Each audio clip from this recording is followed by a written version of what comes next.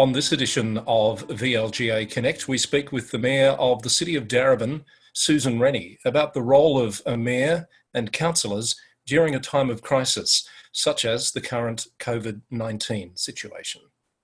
Susan, delightful to talk to you. Thank you very much for your time. How are you feeling as a mayor in this COVID-19 era we find ourselves in?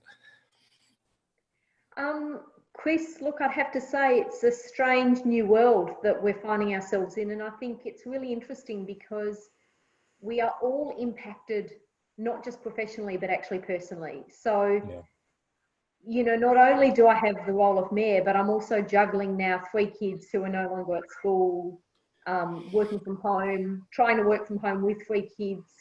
And I think that it's one of the things that's probably unusual about this as an emergency is the extent to which there is not a person who is not impacted in some way.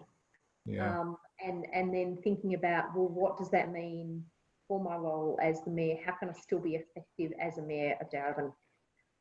You said to me before we started chatting, you felt like a mayor without a job because literally everything in your calendar's fallen out.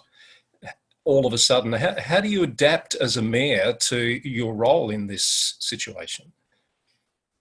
I think it's actually important to take enough time to recognise the significance of that change. So, you know, normally I don't have a spare day or a spare evening or a spare weekend, and now all of a sudden I don't have any of those events.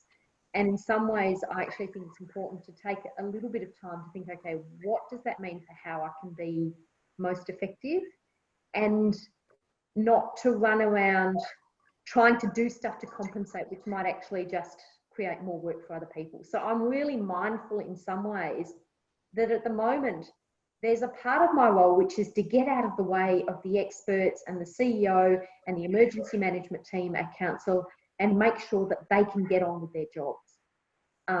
I'm fortunate, I suppose. In fact, I chair the Municipal Emergency Management Committee.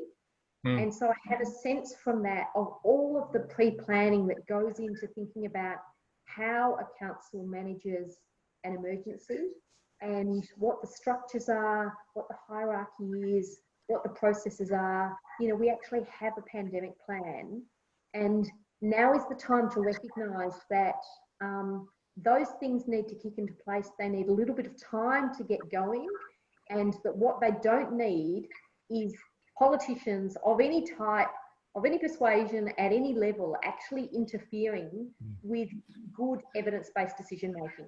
Yes, absolutely. And I think that's a topic we could explore in other editions of VLGA Connect a little more deeply. I'm wondering, as a mayor who's used to being so connected to the community, and the community needs to maintain connections and understand what's happening at the moment, have you thought how you manage, or how you will manage, to keep those connections alive at the moment?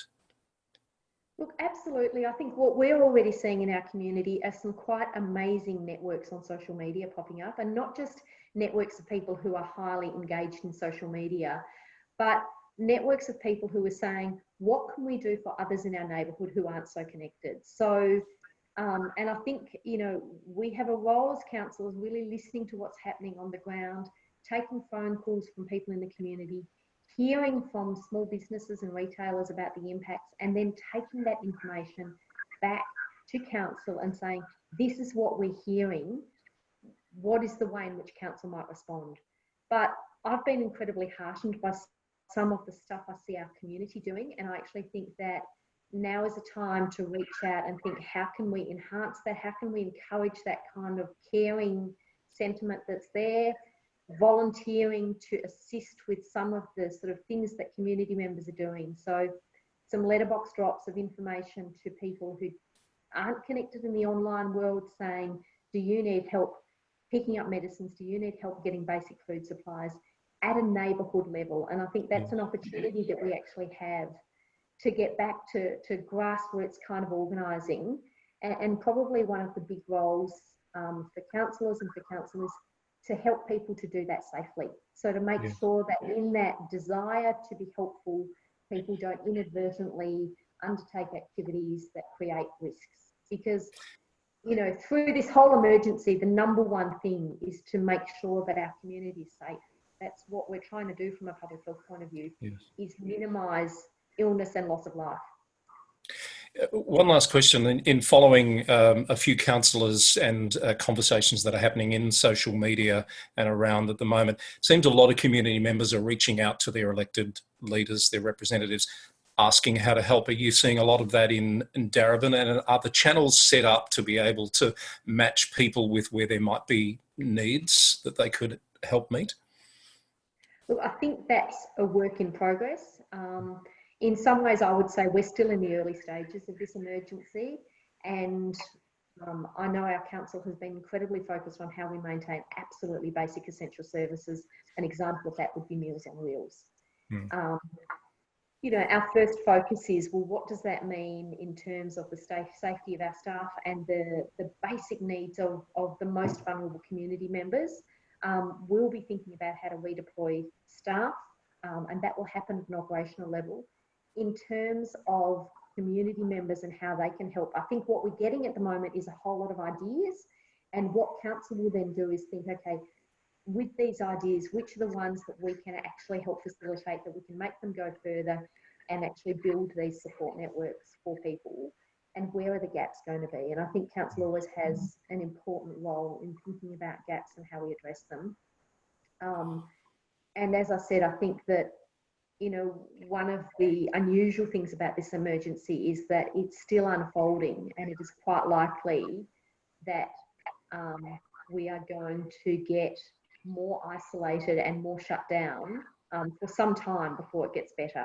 So, you know, there's this tendency to want to grab everything and throw everything at the problem. I actually think that we have to leave something in reserve. We have to be there in 2 weeks' time, in 4 weeks' time, in 8 weeks' time.